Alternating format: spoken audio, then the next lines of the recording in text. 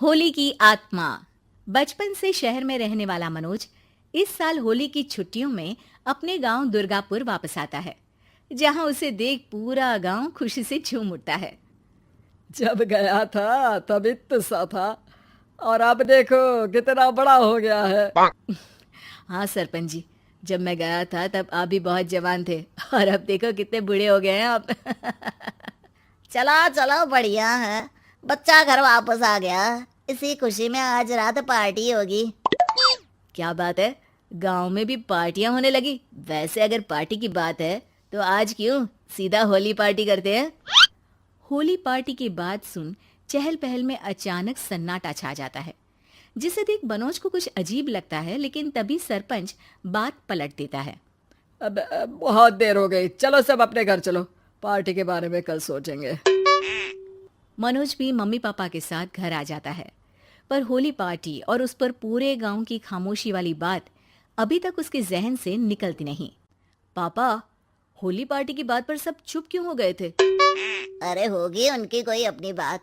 मुझे गांव की पंचायत ही थोड़ी पता है। थक गया हूँ, चलो सो जाते हैं, कल बात करते हैं। पापा की बात मानते हुए मनोज भी सोने चला जाता है। आज तो छुपा लिया, लेकिन हफ्ते बाद जब होली का दिन आएगा तब इसे कैसे रोकोगे? अगली सुबह सूरज के साथ ही मनोज भी गांव घूमने निकल जाता है, जिस पर रास्ते में उसे अपनी ही उम्र के कुछ लड़के भी मिलते हैं, जिनसे दोस्ती कर अब वो उनके साथ घूमने लगता है।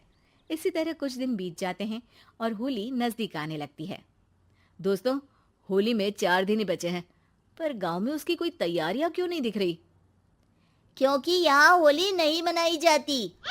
अरे पर ऐसा क्यों? वो राजा भूषण। अरे तुम 4 दिन के लिए आए हो, क्या इतना सोच रहे हो? चलो कुछ खाने चलते हैं। इसी के साथ एक बार फिर होली की बात को टलते हुए देख मनोज को शक होने लगता है। वो घर पहुंचते ही इंटरनेट पर अपने गांव और राजा भूषण के बारे में जानकारी निकालने लगता है। क्या?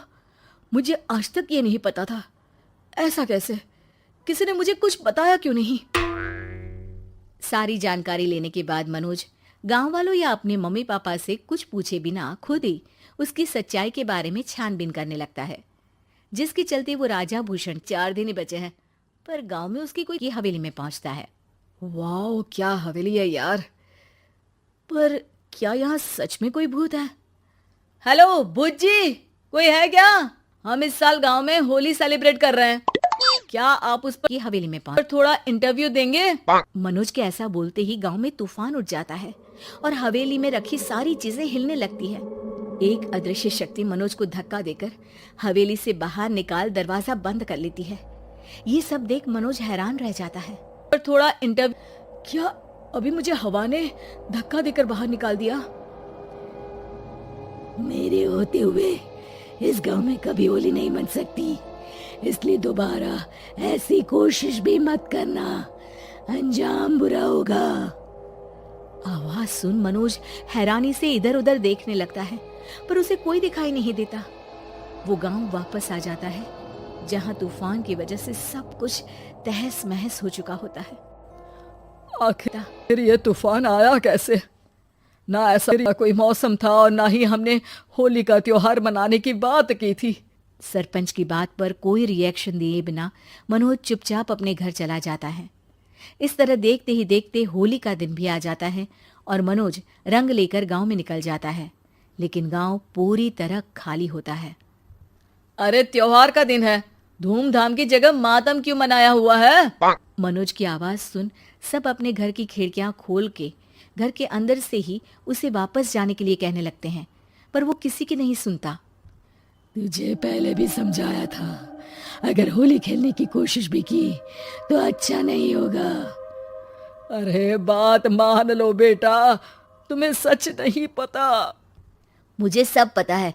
सालों पहले इस राजा ने एक अंधविश्वास फैलाया और आप लोग आज तक उसे मानते आ रहे हो। अरे बेटा, जब तुम पैदा भी नहीं हुए थे उससे भी बहुत पहले से इस गांव पर होली का श्राप है। अगर गांव में होली का त्योहार मनाया जाए अंधविश्वास है तो प्रलय आना पक्की बात होती है। राजा भूषण इस सब में नहीं मानते थे और त्योहार मनाने लगे, जिसके चलते होली वाले ही दिन पहले उनके बेटे की और फिर उनकी मृत्यु हो गई। तभी से गांव की रक्षा के लिए उनकी आत्मा उस हवेली में रह रही है। सबकी बातें सुन मनोज उलझन में पड़ जाता है।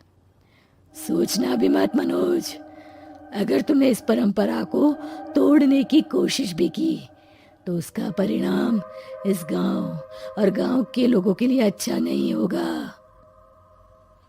मुझे भी यकीन नहीं हो रहा कि आप लोग एक बेतुकी बात को मानकर सालों से रंगों के त्योहार को मातम की तरह मनाते आ रहे हो। मनोज किसी की कोई बात ना मानते हुए पूरे गांव में रंग बिखेर देता है, जिसके तुरंत बाद वहां तूफान के साथ बिजलियां गरजने लगती है।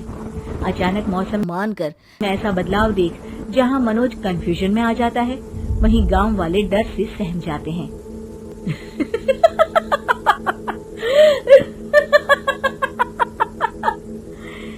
इस लड़के ने हमारे जैसे सिर्फ अपने स्वार्थ के लिए नहीं बल्कि पूरे गांव की खुशियों के लिए यहाँ होली मनाई है, जिस वजह से अब इस गांव पर होली का श्राप टूटता है।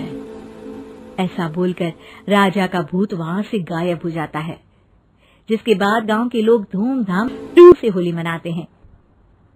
खुशियों के रंग गांव में बिखरे ही होते हैं कि अगली सुबह अचानक मनोज कहीं से होली गायब हो जाता है और एक बार फिर गांव में होली का नया राज शुरू हो जाता है। गायब